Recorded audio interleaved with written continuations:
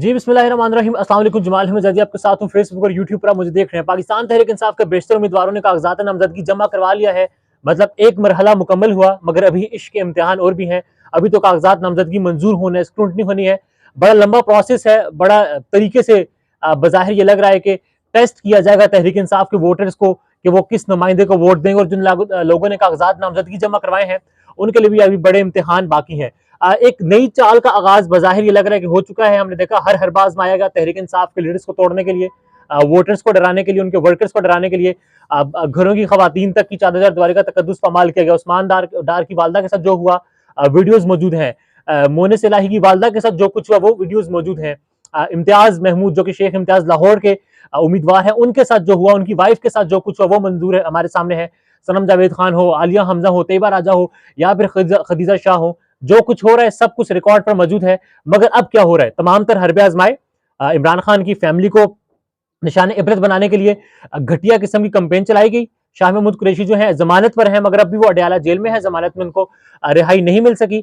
अब जो डटे रहे हैं लोग, उनकी साख को नुकसान पहुंचाने का एक तरीके का आगाज हुआ है। गुज़िश्ता रोज हमने ये देखा कि सनम जावेद खान के वालिद ने कागजात नामजदगी जमा करवाए सनम के, तो उसकी कवरेज जो है वो पाकिस्तान टेलीविजन न्यूज पर दी गई, प्रॉपर कवरेज दी गई, वहां पर एक बीपर भी लिया गया।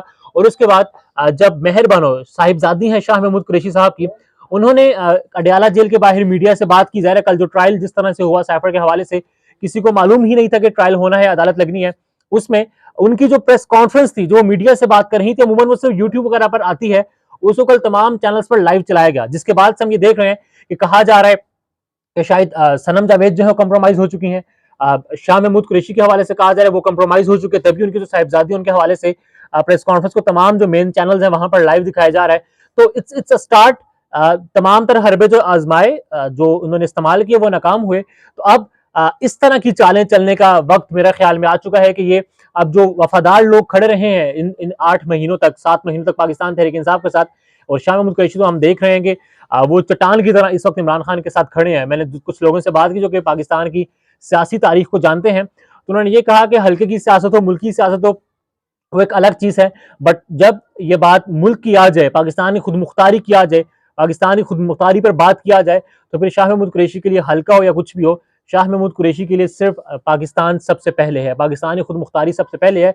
और अभी भी वो जो इमरान खान के साथ है, वो सियासी तौर पर नहीं बल्कि पाकिस्तान की खुद मुख्तारी की वजह से इमरान खान के साथ है। क्योंकि इमरान खान ने जो स्टैंड लिया वो पाकिस्तान की खुद मुख्तारी के लिए स्टैंड था कि पाकिस्तान के फैसले पाकिस्तान में होंगे, पाकिस्तान के फैसले शहर इक़्तिदार इस्लामाबाद में होंगे, और पाकिस्तान के जो फैसले हैं वो पाकिस्तान की आवाम करेगी। अब जो कंपेन एक हो रही है, बज़ाहिर ये नजर आ रहा है डिजिटल मीडिया पर कि इस तरह की अब कमेंट्स आना, डिस्कशन होना, इस तरह के ट्रेंड्स होना, इस तरह की जो ग्रुप डिस्कशन है वो भी स्टार्ट हो चुकी कि शायद जो सनम जावेद खान है वो कंप्रोमाइज हो चुकी जेल में, शायद मेहरबानो कंप्रोमाइज हो चुकी हैं। दीगर और लोगों के हवाले से उमर यूब खान के हवाले से बताया, बात चल रही थी कि वो भी सेक्रेटरी जनरल है, मगर वो रुपोश है ना, गिरफ्तार हुए, अपने वालिद का जनाजा भी पढ़ लिया। जबकि हकीकत ये है कि जो तहरीक इंसाफ के साथ इस वक्त लोग खड़े हैं वो शदीद तरीन मुश्किलात का शिकार है। फैसल जावेद खान की तस्वीर पहले क्या थी, अब क्या है? जरताज गुल पहले क्या थी, अब क्या है? मलिका बुखारी ने किस तरह पाकिस्तान तहरीक इंसाफ को छोड़ा? आई होप कि वो हकाइक सामने आए, मगर अगर वो सामने आ गए तो हमें मजीद नफरत हो जाएगी उन लोगों से जिन्होंने ये सब कुछ किया है। जिस तरह मलिका बुखारी के साथ किया गया, जिस तरह से उनको ट्रीट किया गया, शीरी मजारी साहिबा हो, कासिम सूरी पहले क्या थे अब क्या है, शहरियार आफरीदी पहले क्या थे अब क्या है, सारे सब मामलात हमारे सामने हैं।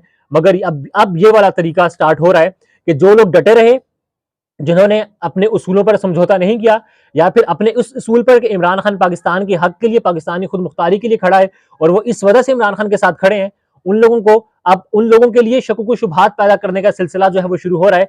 और स्टेट टेलीविजन पर कवरेज दी जाएगी, मेन चैनल्स पर कवरेज दी जाएगी, ताकि जो उनके वोटर्स हैं, जो सपोर्टर्स हैं पाकिस्तान तहरीक इंसाफ के, उनके जहन में शक जरा सा पैदा किया जा सके और किसी तरह मुतनफ़र किया जा सके इन लोगों को, जो क्राउड है उससे, जो मैसेज है उनको, और एक शक की जो बेनिफिट है वो दूसरे उम्मीदवारों पर मिले। अब बज़ाहिर ये देखना है कि वोटर्स जो हैं पाकिस्तान तहरीक इंसाफ के, जो वर्कर्स हैं, वो किस हद तक अपनी जमात के साथ खड़े हैं, अपनी जमात के साथ रहने वाले लीडर्स के साथ खड़े हैं, और खासकर अपनी जमात के साथ रहने वाले उन लीडर्स के साथ खड़े हैं जिन्होंने अब तक जेलें गुजारी हैं, सौबतें बर्दाश्त की हैं, मुसीबतें बर्दाश्त की हैं, मगर उन्होंने किसी भी किस्म की डील नहीं की।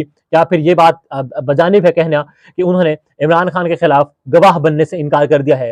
इट्स टाइम कि जो वर्कर्स हैं उनका बाकायदा तौर पर अब इम्तिहान शुरू हो चुका है। मुख्तलिफ तरीके आजमाए जाएंगे कि जिनको उन्होंने वोट करना है उनके हवाले से शकूक व शुबहात पैदा किए जाएं कि ये कंप्रोमाइज है, या फिर ये उस साफ के हैं मगर इस साफ में खड़े हैं, या फिर ये उनके हैं मगर अपनों की साफ में खड़े हैं। सो वोटर्स ने अब देखना है कि वो किस तरह से सारे मामले को डील करते हैं। अगेन 8 फरवरी 2024 इंतखाब होना है, वोट लाजमी डालिए। जितना ज्यादा टर्न आउट होगा उतने ही कम धांधली के चांसेस होंगे। लाइक, सब्सक्राइब एंड शेयर लाजमी कीजिएगा। राय का इजहार प्लीज जरूर कीजिएगा, आपकी राय बड़ी मुहतरम है और we look forward. Thank you so much.